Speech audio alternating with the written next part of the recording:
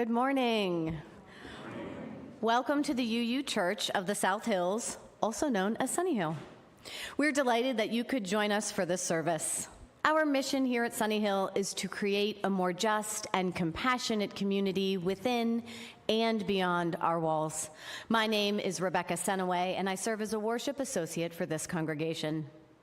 If you are a newcomer or a visitor to our congregation, please go to sunnyhill.org and click on the button that says New to Sunnyhill to receive more information about our congregation and to receive our weekly email newsletter.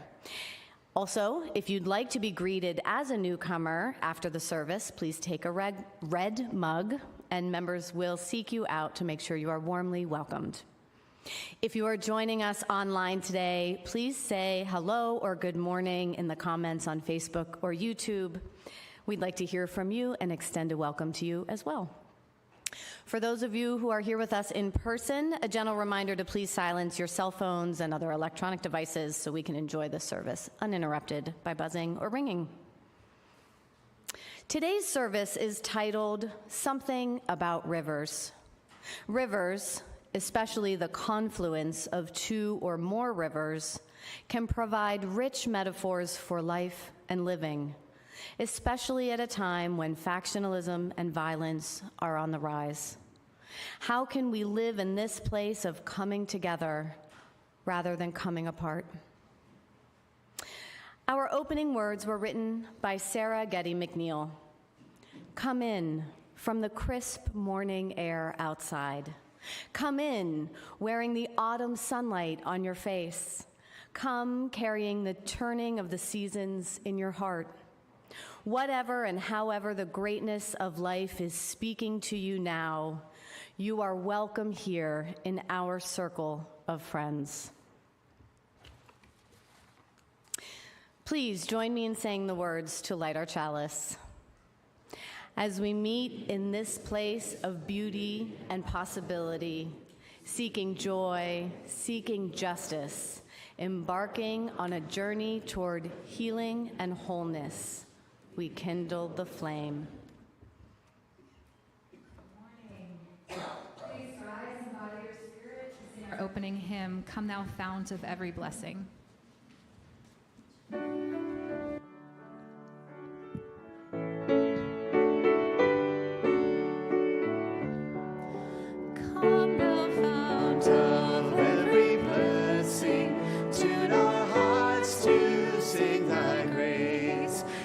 Of mercy never ceasing, call for songs of loudest praise, while the hope of life's perfection fills our hearts with joy and love. Teach us ever to be faithful, may we still thy goodness prove. Come thou fount of every vision, lift our eyes to what may come. See the lion and the young lamb dwell together in thy home. Hear the cries of orphans silent, feel our love glow like the sun. When we all serve one another, then our heaven is begun. Come thou fount of inspiration, turn our lives to higher rays.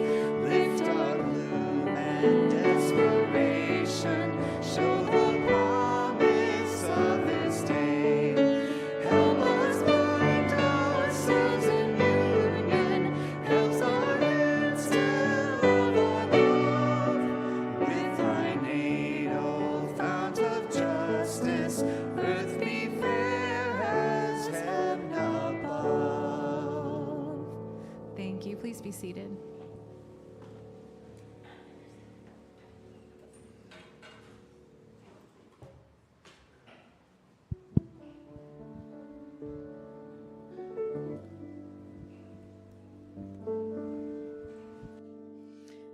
Good morning, friends. If there are any kiddos present that want to come up for our Time for All Ages, now is your chance. come on down. I know I see y'all out there.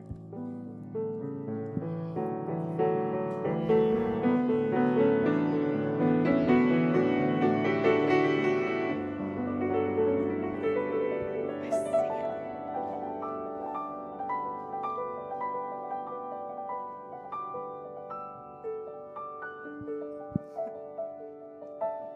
There we go. Good morning, friends. Welcome. Once there were two friends named Musa and Negib that made a journey through the mountains of Persia on camelback. They came after a time to a place where a stream flowed by a sandy bank and trees gave shade.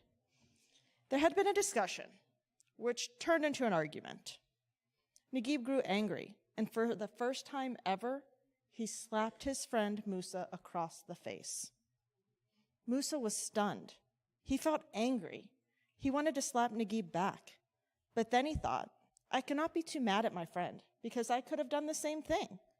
We're alike, and I care about him, and I don't want to fight with him anymore. So he walked over the trees instead and picked up a stick.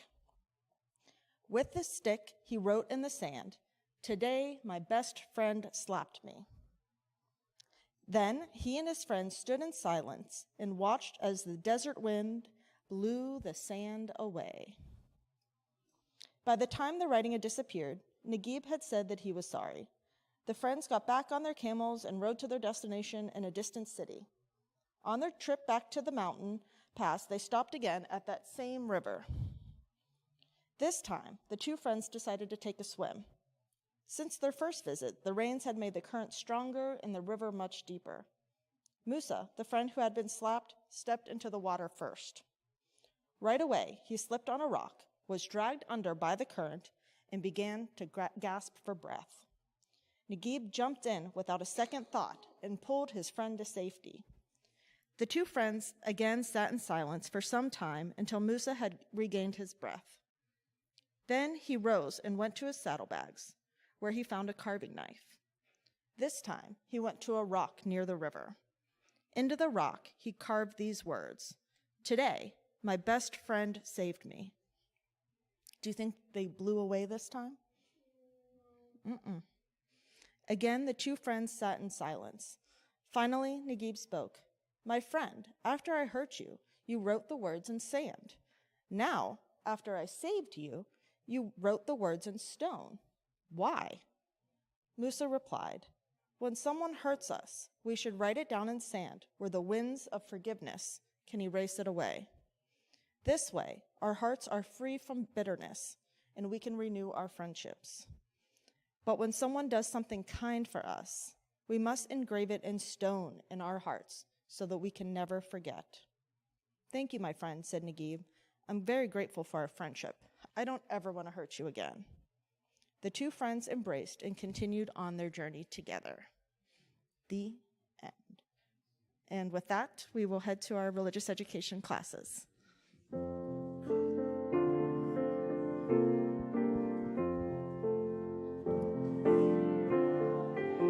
Voice around you as you go. Go in peace. Know our love is with you always as you go, as you go, as you go. May joy surround you as you go. Go in peace. Know our love is with you always as you go, as you go.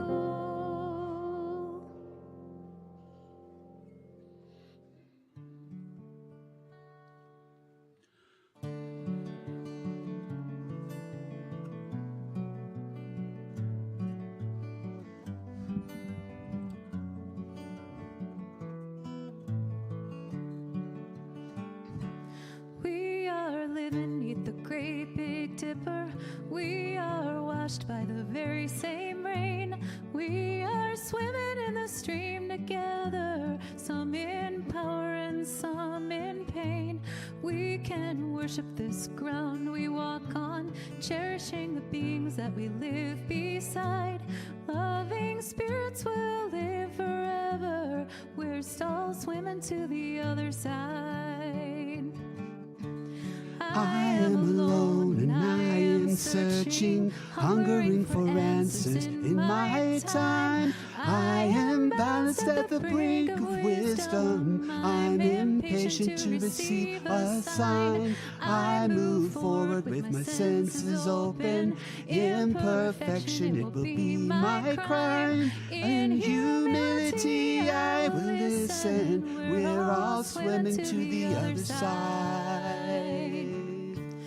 We are living neath the great Big Dipper. We are washed by the very same rain. We are swimming in the stream together, some in power and some in pain. We can worship this ground we walk on, cherishing the beings that we live beside. Loving spirits will live forever. We're all swimming to the other side.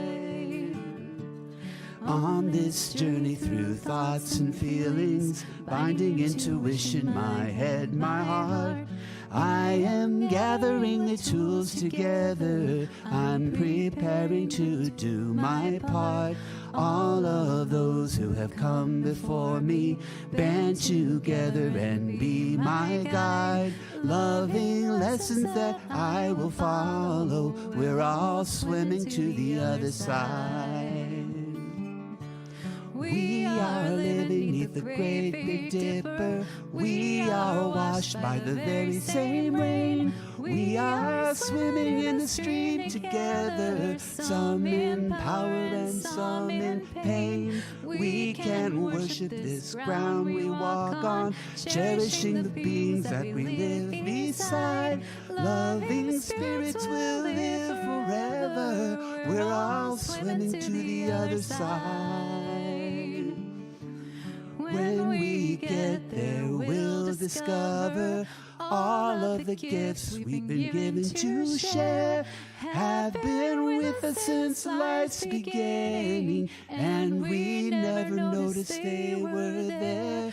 We can balance at the brink of wisdom, never recognizing that we've arrived.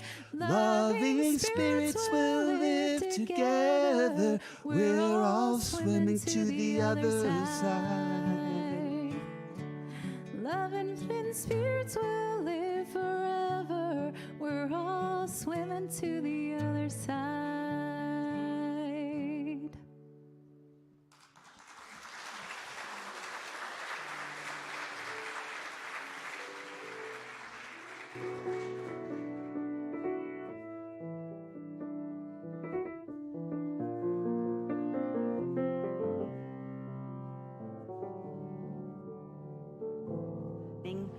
My name is Jean Ferlin, a member of Sunnyhill's pastoral care team. The mission of our team is to be there for our members who are going through challenging or significant life events, or perhaps you're just feeling lonely. The pastoral care team offers a listening ear. It's our personal connections that offer a kind of living presence, and that is what binds Sunnyhill together. If you'd like to know more, please seek me out after the service. Each week at this time, we share joys and sorrows submitted by our members. Joys and sorrows may be submitted online from our website, sunnyhill.org, or by filling out a paper form in Fellowship Hall. After each joy or sorrow that I read, please respond by saying, "We hold you in our hearts." There is a joy from Louis Portella. He says, he is absolutely grateful for Reverend Jim's Planning Your Own Memorial Service workshop. It has been a marvelous journey to get to know himself better. To Louis, we hold you in our hearts. And a joy from Charlie Cook. He says, last Sunday, at the insistence of my loving wife, Pam, I entered St. Clair Hospital and was diagnosed with pneumonia. After an extended stay, I also learned I have low oxygen blood level. This led to a need for supplemental oxygen, at least temporarily. During this time, I witnessed how fortunate we are to have the St. Clair medical community, the support of our residential community at the Embassy of Asbury Heights, and the support of friends at Sunnyhill. Sincere thanks to all. To Charlie and to Pam, we hold you in our hearts. As we listen to our musical meditation, we invite anyone who feels moved to do so to come forward, light a candle, place it in the sand, and then return to your seat.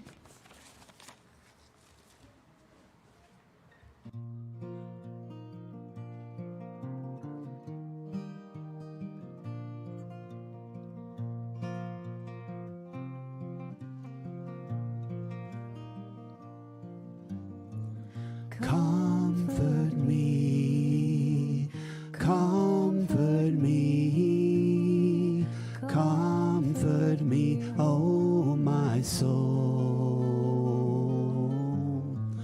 Comfort me, comfort me, comfort me, oh my soul. Sing with me, sing with me, sing with me, oh my soul. Sing with me, sing with me, sing with me, oh my soul. Speak for me, speak for me, speak for me, oh my soul. Speak for me, speak for me, speak for me, oh my soul. Dance with me, dance with me, dance with me, oh my soul. Dance with me, dance with me, dance with me, oh my soul. Comfort me, comfort me, comfort me, oh my soul. Comfort me, comfort me, comfort me, oh my soul.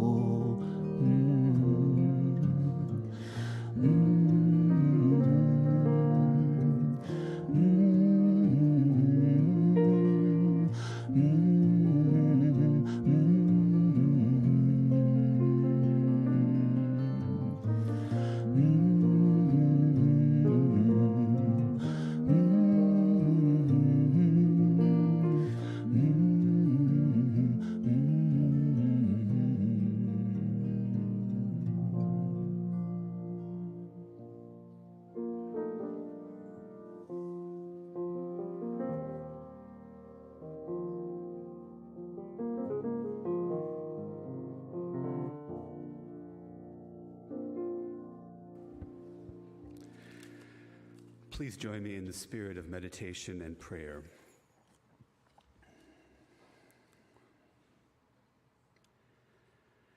As we pause each week to consider what is most important in our lives, in our communities, in our world,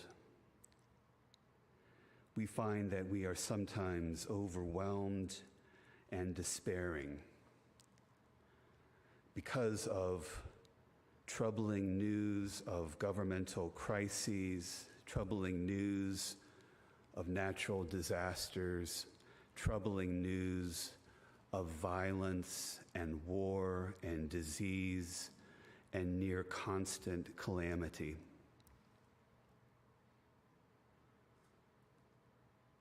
Our hearts and minds and souls are troubled by the ceaseless undertow of fear and hatred that threatens to pull everyone into its cold, dark depths. And yet, even in the most troubling of times, we are aware of the many manifestations of love that lift us up, that lighten the load, that can carry us safely over even the most troubled water of life. Let us pause for a moment of silence to consider both the troubled water and the soul-sustaining love that carries us over.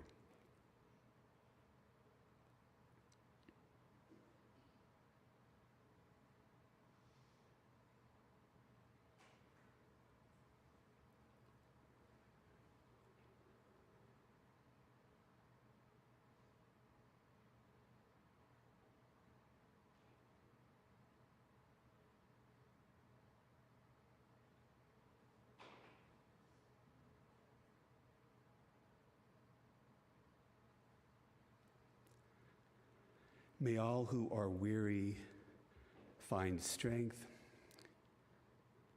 May all those who are tearful be consoled. May each one of us serve as a bridge of comfort, of compassion, of unrelenting, ever-present love. Amen.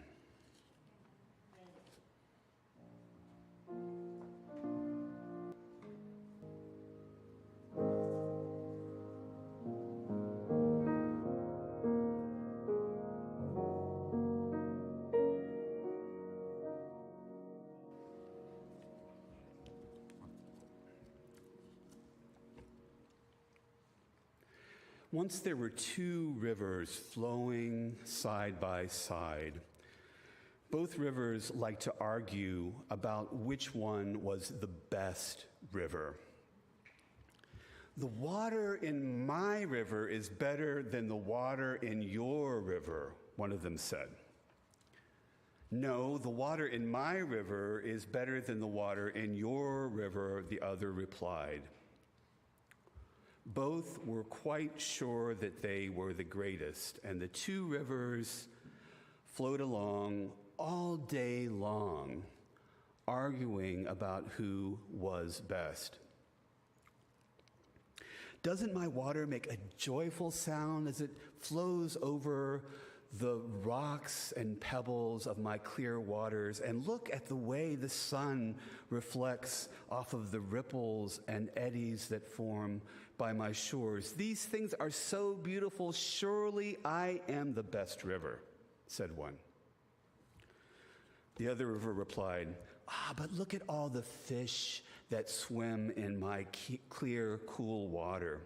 And have you heard those frogs singing at night? They live in the reeds and lilies that grow upon my banks. I am home to so many wonderful creatures. Surely I am the best river.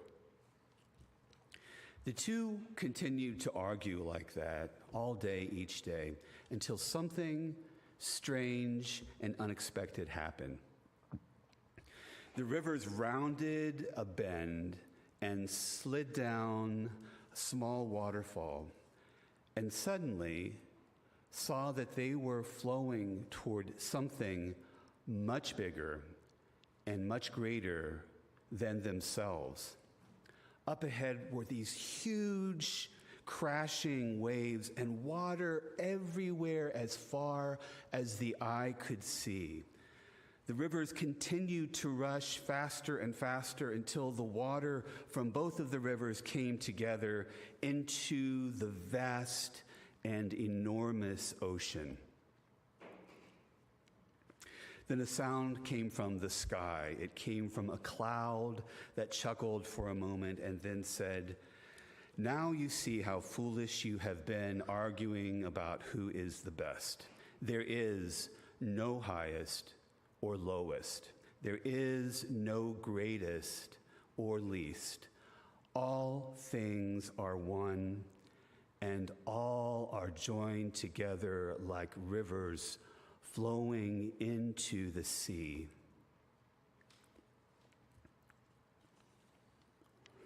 The place where two or more rivers become one body of water together to form one stream or river is known as a confluence. For thousands of years, confluences have been considered sacred or holy places. Right here in Pittsburgh, the confluence of the Allegheny and Monongahela rivers has been sacred ground for the indigenous peoples that live here. In other parts of the world, confluences are places of religious pilgrimages and religious rituals. There is something profoundly meaningful in the deep metaphor of two seemingly separate entities joining to become one. There is spiritual or religious significance to these physical manifestations of the idea that all things are one and all are joined together like rivers in the sea. I'd like us to keep this metaphor in mind as I delve into issues related to the current violence and conflict in the Middle East, specifically the situation in Gaza and Israel. And I'd like to suggest a way forward that recognizes the oneness of the sea of human experience, even in the midst of a vast wasteland of differences.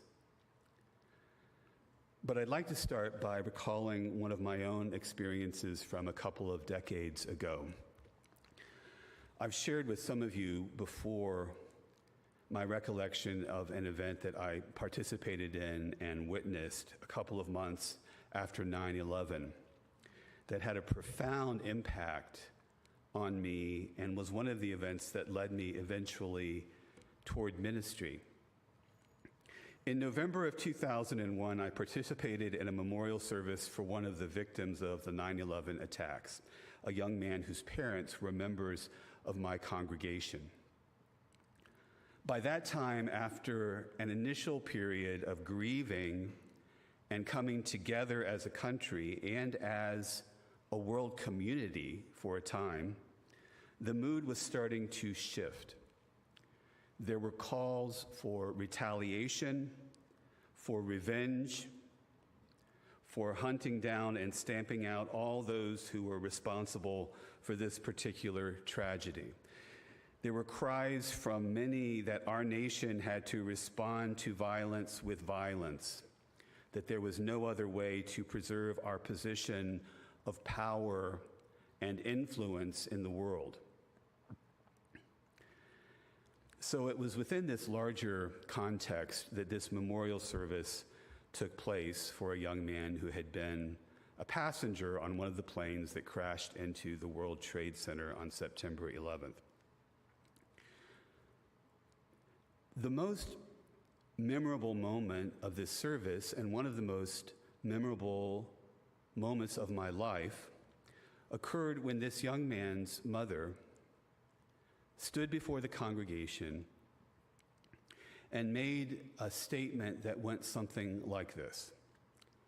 She wished that she could meet and speak with the mothers of the deceased terrorists because, she said, they too know what it means to lose a child. Here was a woman who, even in the midst of almost unbearable grief, was able to focus on a loving and compassionate response and a recognition of the universality of human loss, which is one of the things that joins us together like rivers in the sea. Before I get into how this story might relate to the current conflict in the Middle East, I'd like to state 4 or 5 points made recently by Daniel Ruttenberg, which are important to keep in mind as we think about this situation. First, there is no justification for the mass murder of innocents. There is no justification for bombing a dance festival, for kidnapping elders, children, peace activists, gunning down families, burning houses with people alive in them. Murdering Jewish children is not fighting for human rights. Second, war crimes are not the path to liberation.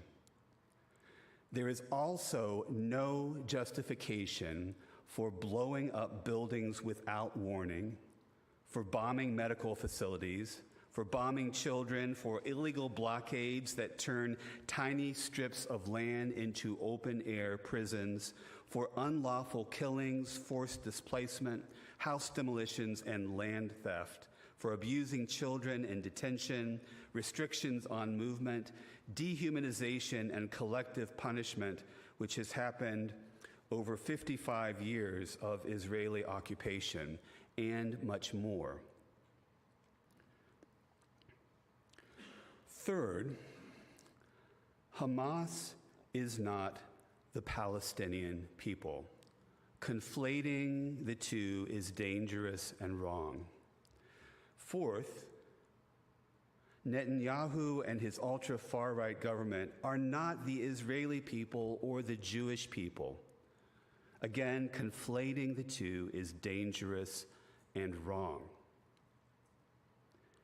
Finally, it is in both Netanyahu's and Hamas's interests for everyone on all sides to take extreme positions. The only way they maintain power is by pushing everyone toward one extreme side or the other. The path to Palestinian freedom and to peace and safety for everyone requires moving away from extreme positions and seeing everyone's humanity and rooting for everyone's liberation. That's the way out, and that is the only way through. Going back to that moment of grace that I witnessed at that memorial service in the wake of 9/11, it is perhaps not surprising that one of the most widely respected groups fostering dialogue between Israelis and Palestinians is the Parents Circle Families Forum, formerly called the Bereaved Parents Circle. The organization is comprised of Israelis and Palestinians who have lost family members in the ongoing violence. Though most of their work is focused on the slow, necessary work of talking, listening, and building relationships and trust, in 2011, the Parent Circle created the Blood Relations Project, which involved Israelis and Palestinians donating to a mutual blood bank with the slogan, "Could you hurt someone who has your blood running through their veins?" Because that intimacy matters. Because being able to see the other as yourself matters.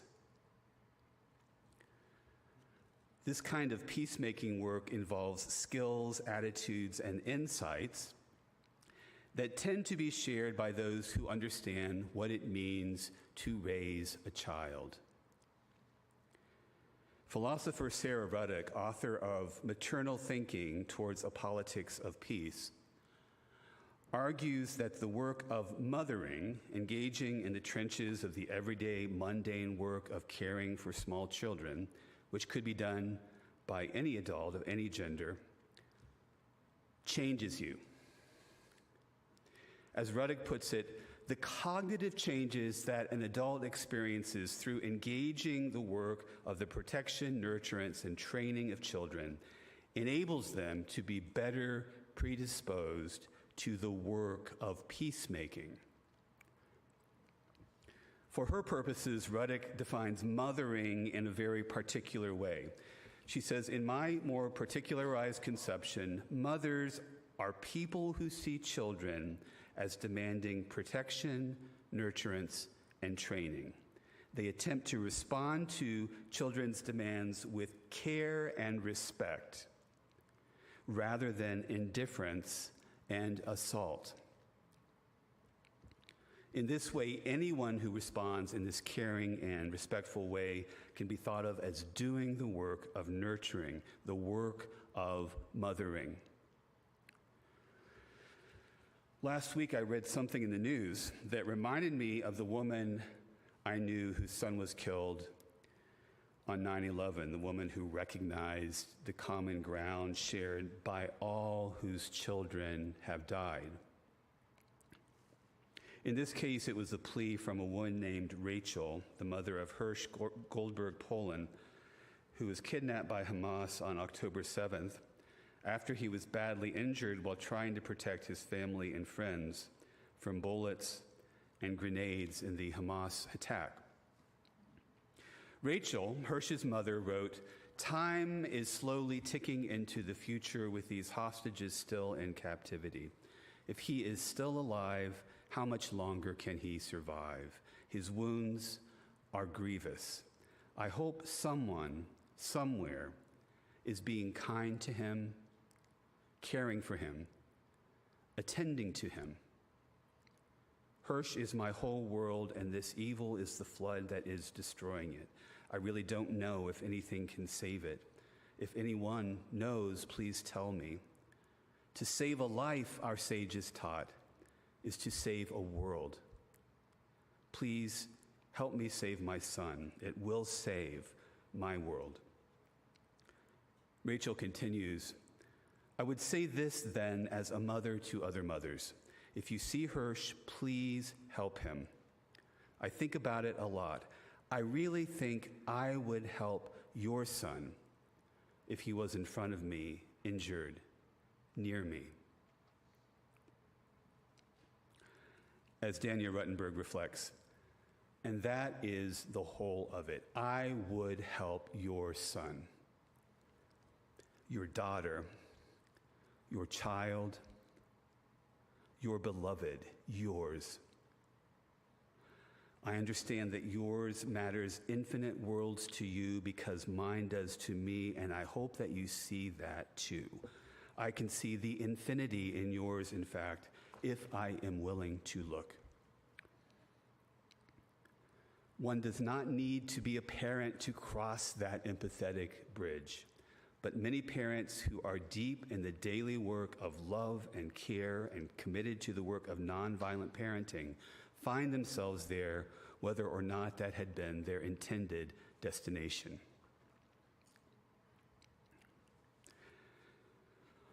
Along with all of you, I am sure, I have experienced frustration and anger and a deep and profound sadness over the past 2 weeks as we have watched events unfold in the Middle East as they have.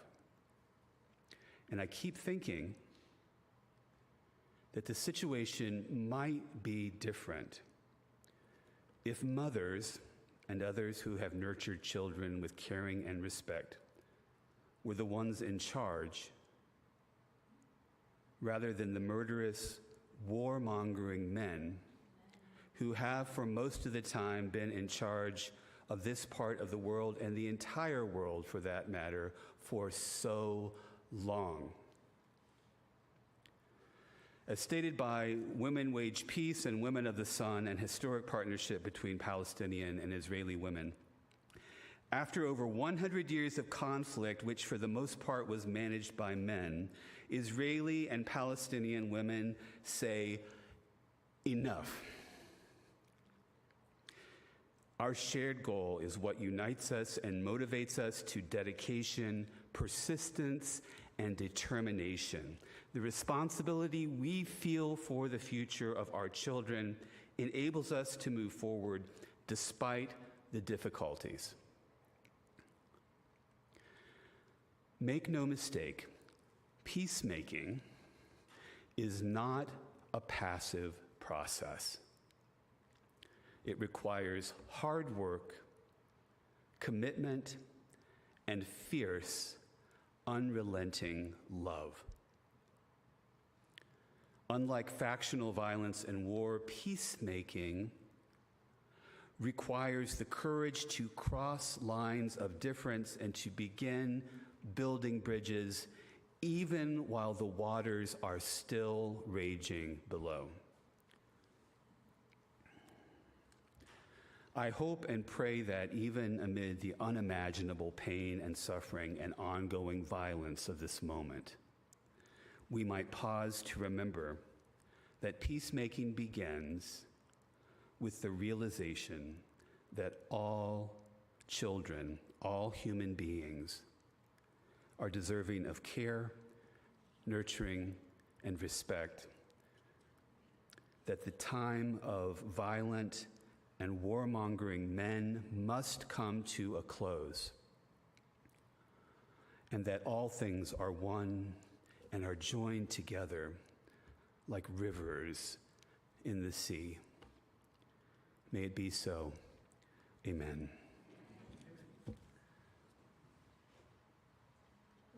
Again to sing our closing hymn, There's a River Flowing Through My Soul.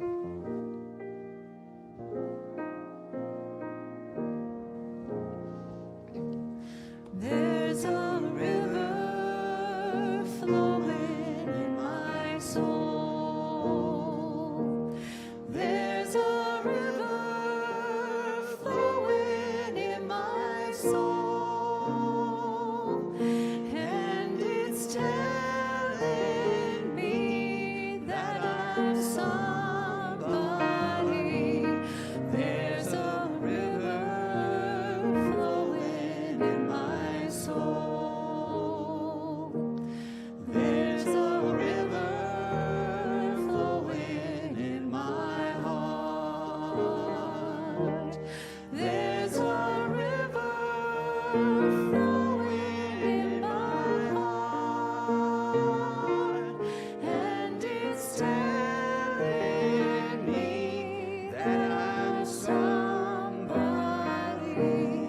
There's a river flowing in my heart. There's a river flowing in my mind.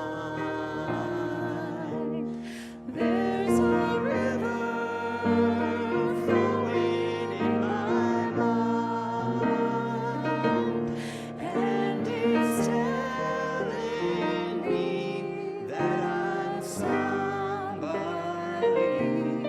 There's a river flowing in my mind, in my soul. There's a river flowing in my soul. There's a river flowing in my soul, and it's telling me that I'm somebody. There's a river flowing in my soul.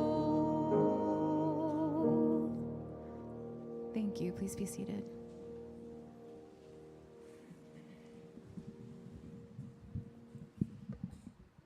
It's time for our morning offering.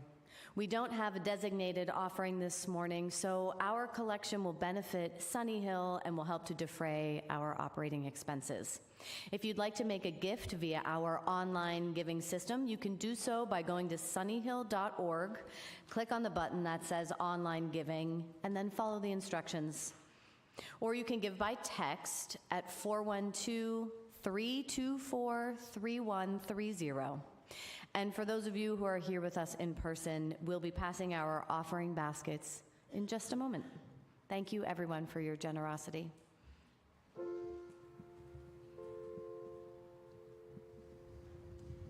The piece that Mary and I are about to sing, called Salam Ojavo Shalom, is a peace song, Israeli-Palestinian peace song that's written the first half in Hebrew and the second half in Arabic. The words mean, peace will yet come to us and to everyone, peace to us and to all the world. 2,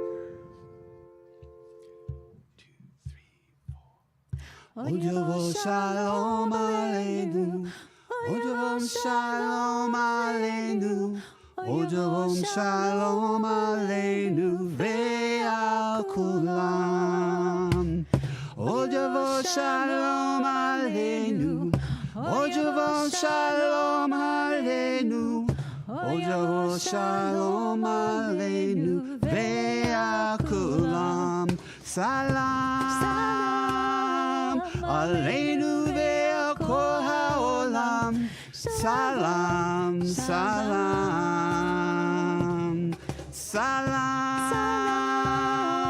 aleinu ve'al kol ha'olam. Salam, salam. Ojavo shalom aleinu, Ojavo shalom aleinu, Ojavo shalom aleinu ve'al kulam. Ojavo shalom aleinu, Ojavo shalom aleinu, Ojavo shalom aleinu ve'al kulam. Salam aleinu ve'al kol ha'olam. Salam, salam, salam aleinu ve'al kol ha'olam. Salam, salam. Ojavo shalom aleinu, Ojavo shalom aleinu, Ojavo shalom aleinu ve'al kulam.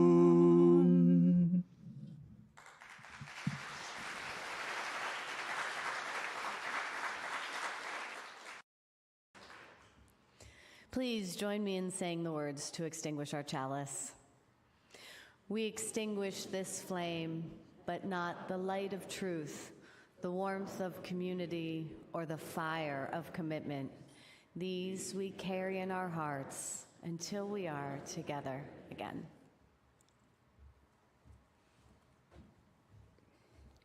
Our closing words come from the poet Mary Oliver. There are days when the sun goes down like a fist. Though, of course, if you see anything in the heavens in this way, you had better get your eyes checked, or better still, your diminished spirit. The heavens have no fist, or wouldn't they have been shaking it for 1,000 years now, and even longer than that, at the dull, brutish ways of mankind, heaven's own creation? Instead, such patience, such willingness to let us continue to hear little by little the voices, only so far in pockets of the world, suggesting the possibilities of peace. Keep looking.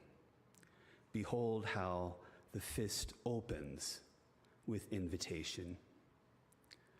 Go in peace and fierce, determined, unrelenting love.